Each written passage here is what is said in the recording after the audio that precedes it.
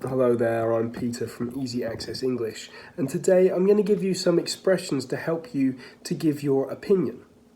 Now, these expressions can be really useful in an Anglophone context because disagreeing with someone can be quite awkward, especially as we're a little bit uncomfortable with disagreement and confrontation in the Anglophone culture.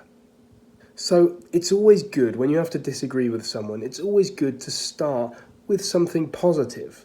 So even if you really disagree with someone, finding something positive to say with an expression like, I see where you're coming from, but, or I understand why you said that, but, or I can understand your motivation, however.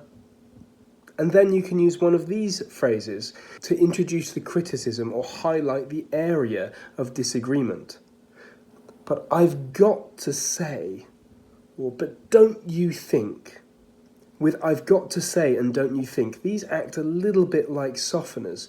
Don't you think is framing it as a question, so you're not imposing your opinion, you're trying to get the other person to think that there might be another view. And I've got to say is making your opinion sound very objective. It's something that you must draw to their attention. But what about when someone criticises you and you need to respond to that criticism? Well, again, it's good to start with something positive, like, I see your point, or I get what you're saying, or simply, I understand. And if you feel that you've been misunderstood, instead of just repeating what you've said, it's good to say something that helps you express you've been misunderstood. Like, I wasn't trying to say, or it wasn't my intention to say this. What I was trying to say was this. When you're clarifying what you want to say, you can then say, I was trying to say this, or I just think this is the case. One other thing that's really useful when expressing your opinion is to always highlight the most important points. And one of the best expressions for this is to be clear.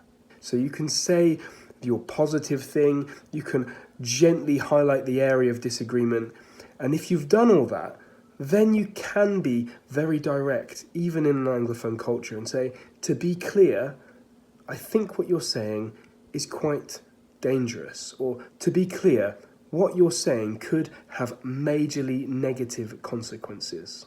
So, when you're disagreeing and needing to express your opinion, remember, start with something positive. Be clear about the area of disagreement, but maybe frame it as a question to soften it.